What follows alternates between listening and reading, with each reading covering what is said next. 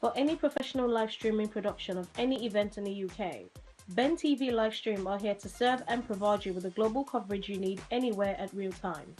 We are offering a deal to accommodate the local events. Just send us an email for more information at livestream@bentelevision.com or call us on 020-8808-8800. Ben TV, Sky 182, Bridging the Gap. As part of our continued efforts to reach the African and other ethnic communities in the United Kingdom with greater impacts and create the platform to hear your silent and unheard views in this hugely green community in the United Kingdom, our channel, Ben TV, presents to you another live current affairs television program. Good morning and welcome. It's a tag team effort this morning on The Dialogue. And as Tunde mentioned there, first of all, thank you very much, Tunde. As he mentioned there before he went on the break, I'm here to discuss modern slavery. Modern slavery is something that has probably been going on here in the United Kingdom for some time, and for most of us, we've sort of turned a blind eye and not considered its impact or not even realized just how the kind of impact that is having on the victims or the perpetrators or the community in general. Well, the UK government over the years have taking steps to make sure that this activity that seems like nothing to most, a crime to the victims, should be dealt with. So there is a law now that is against modern slavery. Those who are trafficking individuals also comes under the spotlight. Those who are perpetrating comes under the spotlight. But I think even more so, there is something now for the victim. At least there is help out there.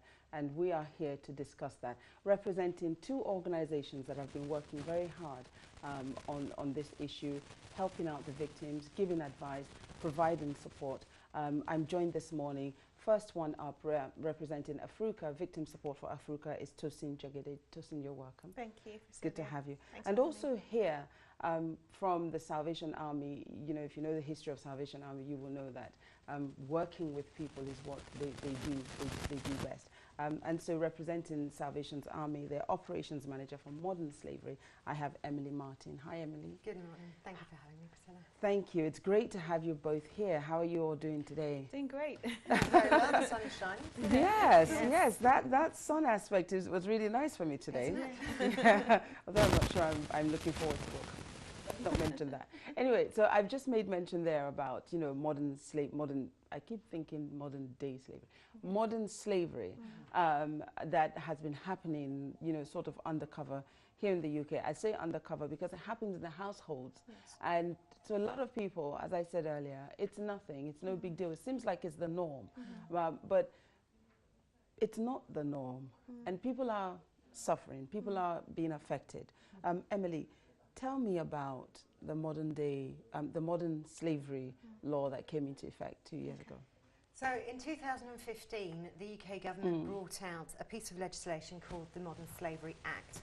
And what happened was it essentially brought everything together, so trafficking and modern day slavery, A, to protect the victims, and B, to prosecute traffickers. So it was a form of legislation that could be used for both parties if needed. So when did it actually become law? When did it became law in August 2015. Okay, all right. Person, as I mentioned there, you know, you're dealing with victim support. Yeah. Tell me a little bit, can you give us a description of what exactly modern slavery is? Right. So modern slavery is seen, we've been able to categorize it in different aspects, so different forms. So we have domestic servitude, we have labor exploitation, we have sexual exploitation, and then we have, well, forced labor in the sense of labor exploitation. So this law covers those four areas? It does. Okay, let's take it one bit at a time. Okay. So if we talk about sexual exploitation, that's where we have people who are trafficked into the UK for sexual purposes. So they're basically trafficked into brothels and made to sleep with several men, you know, over a period of time, forced basically to do this. And we see that they're actually doing this to children particularly. So that happens, and that is actually happening in the UK. Right. Yes, we have forced labor, where we're having people work on farms and working in cannabis fields and making them work basically without pay. So these are people that are just brought in. They're brought in and taken to these farms exactly. and places to just work. Yeah, so it's basically free labor, really, they're not paid? For the perpetrators. No, not paid at all. Maybe what they'll get is food. They'll get probably a bed or somewhere to sleep if they're lucky. So the conditions are really bad. And then we have domestic servitude, which we see as well happens across the world, really. But this is where we get people who come in as house girls or house helps to basically take care of the family. So basically cooking, cleaning, childcare, all of that in a sense is what that entails. But then again, they're working for long hours over the period of days, not being able to have proper conditions where they live or sleep, clothing. It's that kind of a thing. So it's basically being able to exploit them. Again, no pay in this aspect. You mentioned house girl. Does that mean it's only for the female gender, or is it young men also affected? Yes, both genders are affected. Okay. I have to say though that we do see higher number of females who are actually used as domestic servants. I think you can bring it down to cultural reasons as well, where you say that in Africa, for example, you do have a large number of women being raised to be wives and being able to take care of the family, and so there's sort of this expectation that women are supposed to take care of the family. And so when it comes to getting someone, the woman. Emily, in your work though, I know that at the moment. There's a pilot program going on with the Home Office at the moment, and this is part of that. But does it only affect the African family? So the particular pilot is specifically geared towards individuals from Nigeria who suffer from domestic servitude. Okay. Now, as Tosin said, obviously there are house helps in Nigeria that come through. Not all house helps are illegal, so there are some genuine house helps that come in into very good conditions and they work as any normal person would work. However, it's the illegal house helps. When they come in, they are promised a good salary, they are promised good opportunities. However, unfortunately, when they arrive, they are not paid, they're not given hardly any food, if no food at all, and they have to live in horrendous conditions, work all hours under the sun. So normally they'll work throughout the day, but when they're not technically working, they'll always be what you would call on-call. So they'd always have to provide some support and some work to the person they're traffickers, essentially. Yeah. But you made mention about the pilot, but in general, does it only affect who are some of the people, their ethnicity, their origin that you've come across in your work? So essentially there are statistics out there that show that this is a worldwide international problem. The UK statistics have highlighted that Albania would be the #1 country of trafficking for females. Then that's followed by Nigeria. Then that would be followed by Poland. There are British nationals as well that are trafficked either internally within the United Kingdom or are taken out of the United Kingdom. There's Chinese nationals, so it's all nationalities. And although people would assume that it's people that are uneducated, who come from poorer backgrounds, that's not the case. Anybody could be a victim of trafficking. Wow. It could simply be you're offered an opportunity, you think it's a good opportunity, you might be very educated, you take it, and when you arrive, it's not at all what you were promised. So for the general public, those of us that are out there, and I'm hearing this for the first time, and then I'm thinking, oh my goodness, how can I recognize? What are some of the signs if maybe I came across somebody, be it, I don't know, I'm going about my everyday life, as it were, I'm going to school, or I'm going to university, or I'm going to church, or I'm going to the supermarket, or amongst my neighbors in the community. How do I recognize somebody that may have been trafficked or is being used as a slave, or how would I be able to tell? So what you would do, let's take house helps for example. So if you have a person who who has a house help and it just doesn't feel right. So for example, the house help looks very different to the family. So she's either wearing poorer clothing, she's not, her hygiene's poorer, she's living in really bad conditions, she's afraid, she's anxious, she's jumpy, she seems quite tired or malnourished. Those are all signs of someone who is being treated as a slave. And those signs, if you do notice them, there are helplines available. Okay. So for example, the Modern Slavery Helpline is available, and it's completely anonymous. So anybody could phone in, could provide information about about the helpline and or about the victim. They don't have to give their names, they don't have to give any information, or even if they're looking for a bit of advice. The helpline is staffed by very trained individuals who will pick up on possible signs. Yeah. Just to mention about the signs as well, there are instances where if you do have this young people that you spot, maybe in church or faith groups, mosques, supermarkets, apart from just noticing that and the fear, if you see that these people are actually sort of walking behind, they're sat in the corner, they're not involved in what the other children will be involved in, whatever group it is, whatever party it is, you know, you can sort of spot that and just see this child in the corner. When you're talking to them, they seem like they're on edge. These are kind of things to sort of watch out for, and just know that this child does not look like the rest of the family. And then, there might be questions to be asked there, and it will be good to contact Modern Slavery Helpline. I mean, it's one thing to say, right, you know, we spot all of these signs and the helpline is there. Yes. And we should report it. Yes. But then I think that people also feel that if I report this, there are some people that no doubt are probably observing, seeing these things going on live. Definitely. But they are afraid for themselves. If they were to report it, does that mean that they would get into trouble? Absolutely not, because it's anonymous. Okay. Yeah.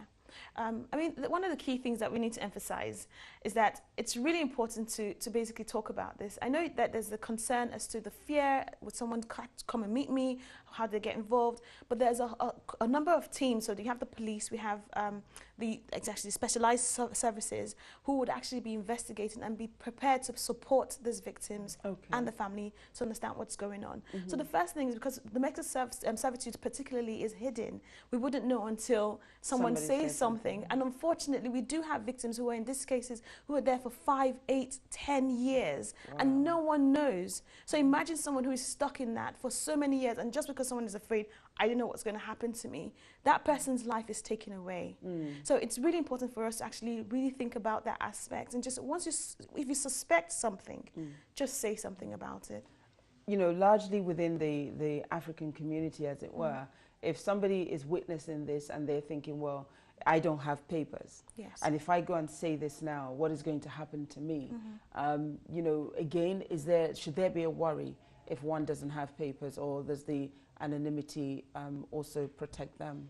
Absolutely. I mean, they shouldn't worry at all. That having no papers is irrelevant into accessing support. Victims of trafficking, the majority of them will have no papers, and regardless of that, what will happen is they will come through what is known as the NRM system, so they'll have to agree to come through it. And then once they are potentially identified, they then will be provided with support, again, regardless of immigration status. And that will be whether it's assistance with getting legal papers, assistance with their legal case when it comes to trafficking, assistance with legal case if they decide to prosecute or provide evidence to prosecute their traffickers.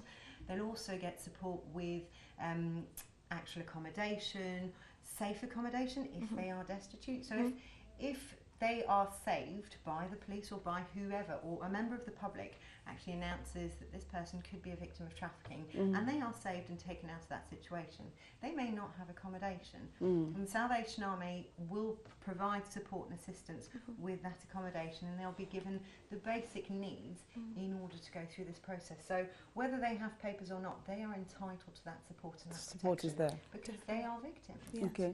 So you wanted to say? Yeah, so in terms of people calling in the line as well, yes, I mean, there's a case of basically calling and saying, this is what I saw, this is what I suspect, this is the location.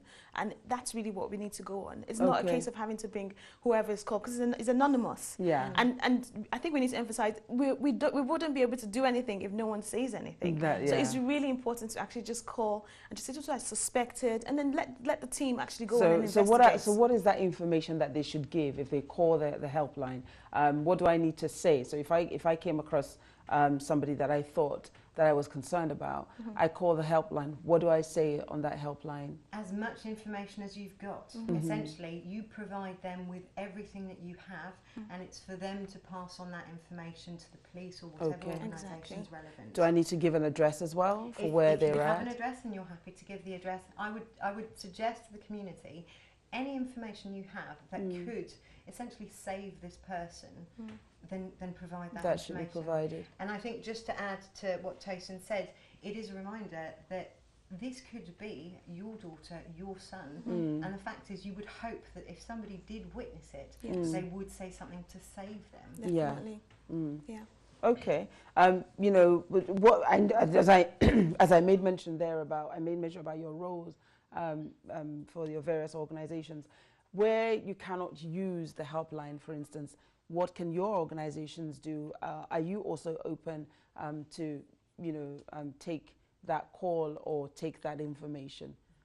So the Salvation Army, as part of this project, are first responders. So first responders are people who will do the initial and could identify at the initial stage of whether someone's a victim of trafficking. The Salvation Army has a 24-hour helpline whereby if somebody feels that they might be a victim of trafficking, they just phone the telephone number, and a member of staff who's very well trained will be able on the phone to identify whether or not there are indicators to say that person's trafficked. If they are, they'll talk them through the process of the NRM, what it is and what kind of support they can have. And essentially, if that person's willing, then we can assist and take it from there. If obviously situations are where the person is in serious need or is actually in an emergency situation, I'd advise anybody to call 999 or 112. So they will be the immediate. That is if someone's life is in danger. But if someone's thinking about exiting or running away from their traffickers, either the helpline or the 24-hour helpline for the Salvation Army. Tosin, does AFRUCA provide any any kind of support outside of the helpline that is available? Yeah, so AFRUCA's works primarily works with Black and African victims of trafficking, and we do get queries where people can actually call us and actually seek advice, really, to try and understand, oh, is this something that I could use, or have questions about immigration, things like that. And where we're not able to do that, we have organizations that we can signpost. So we actually work with Salvation Army in terms of being able to refer victims as a first responder. And then also, if we have any cases where we need advisors, we'll be able to talk to Salvation Army. There are a number of other charities that we can actually signpost people to. So we're open to being able to talk to people, members of the communities. So what is the consequences for the perpetrators of this act? What happens to them? I know at the top of the program we made mention of the law that exists, but you know, what does that break down to when somebody's found to be guilty of these crimes? Well, that's the thing. Modern slavery, or holding someone in modern slavery, is a crime. It's just as bad as the likes of murder, as violence, as anything. So obviously if someone's involved in modern slavery and is holding someone captive and restricting them from their freedom, causing them grievous bodily harm, then ultimately there is a situation where they might be prosecuted. Obviously the level of sentencing and how that works will be subject to a case-by-case basis, because not everyone will have the maximum penalties subject to their circumstance and the circumstances of that case. But there is laws that are there in order to prosecute people who break the law and essentially cause someone some serious harm. The government is really keen to prosecute perpetrators as well. I think government is actually giving some additional money to the police forces to implement collecting data and making sure they actually chase perpetrators. So so the government is really keen on that. And as Emily said, people who actually cause or basically hold people in modern day slavery, it's actually a crime. So there's no two ways about it. It is a crime. So it's a criminal offence that comes with, you know, there will be some form of a prison sentence subject to the impact of their action on the victim. I mean, we're not sure if there will be a prison sentence in every case. But it depends. It depends on exactly, as you said, on a case-by-case basis as to what. But then there's also, you know, you broke it down earlier. There's the sexual aspect. There's the trafficking. There's the, you know, domestic servitude. So all those different areas will all have different. I suspect punishment that comes with. To also mention, there's also the aspect of seeking compensation. So where the perpetrators have to pay the victim for that time they've actually held them in captivity, as well as for lost earnings. So there is a potential for that as well. So it's not just a case of seeing that you have a domestic servant who can take care of your kids because you're going to work and it's convenient and you don't need to give her food. There's also in the future the possibility that you could actually lose your savings or your assets to pay this victim for the time you've held them in captivity. Now, one of the other things, though, that is a worry for some of these victims, and I feel although we need to go soon, is that, you know, these people are, they're brought in. Yes. Their papers are taken from them. Yes. Everything is taken away from them. And as you made mention, some are 5, 8, 10 years. Yeah. Now, how can they prove? How do they prove?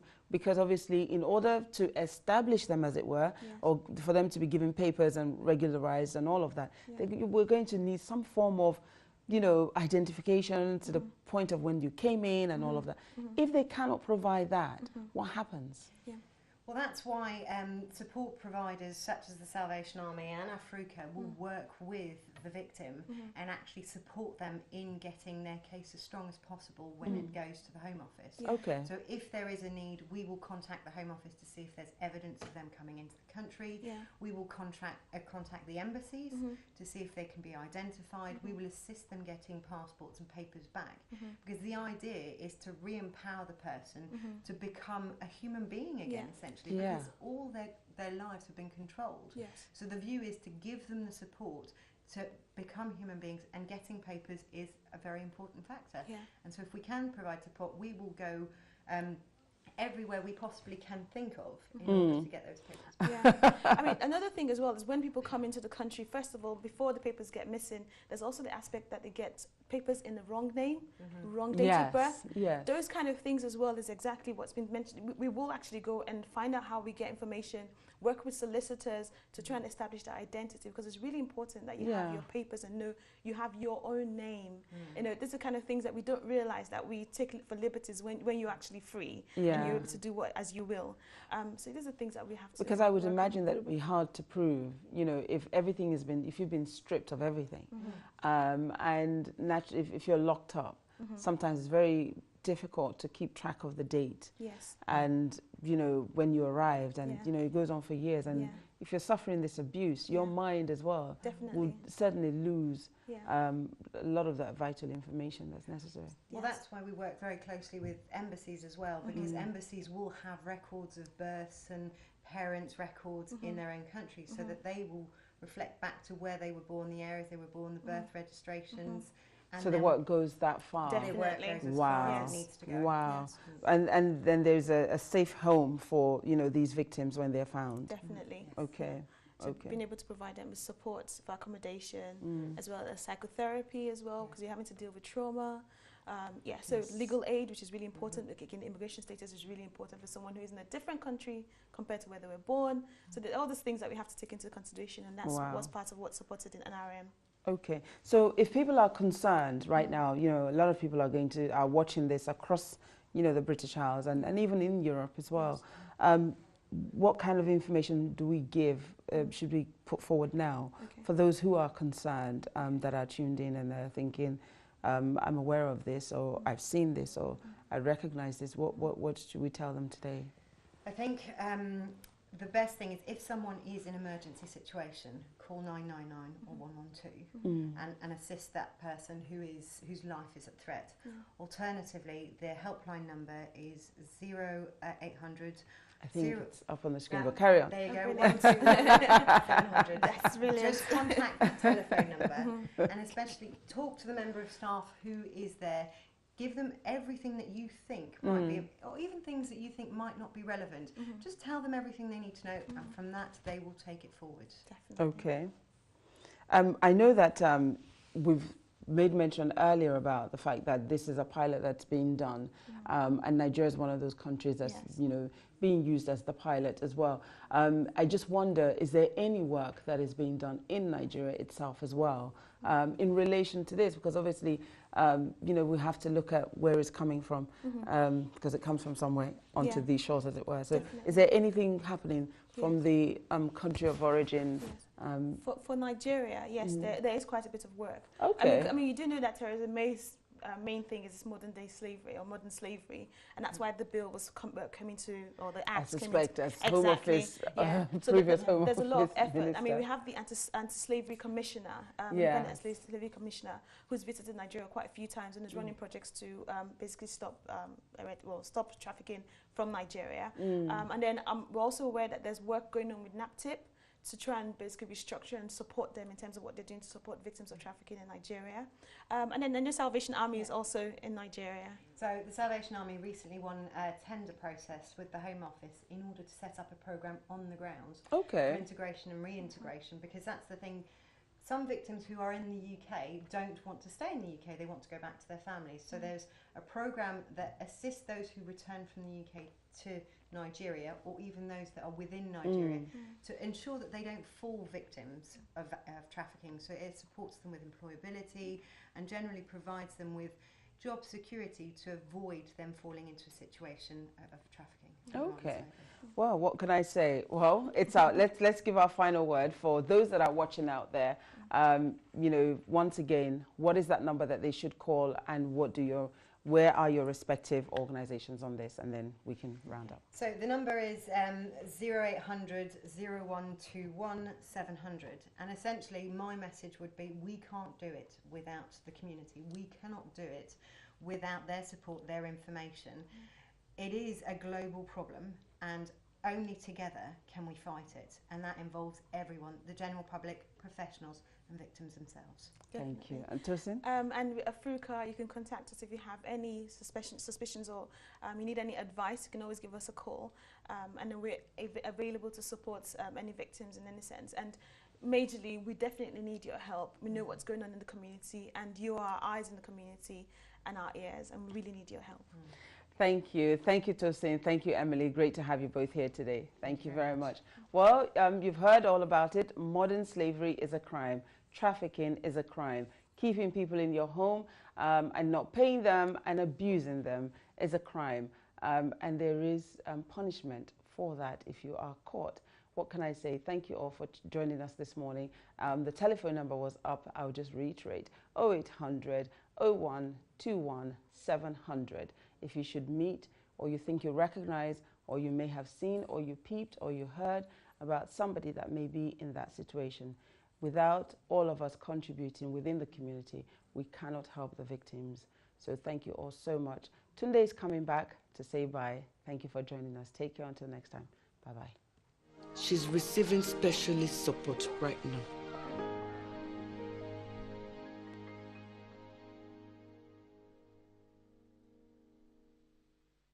Let me give you gist. Brother James told me that the Akondes has just been arrested. How come? Do you know their girl, Teresa? Didn't know she was coming to UK to do housework. Are you serious? As soon as she landed UK, they seized her passport. In fact, that girl works from morning till night. No school, no friends. They abused the girl. Brother James was even telling me that he advised the Akondes, but they ignored him. He was worried for Teresa.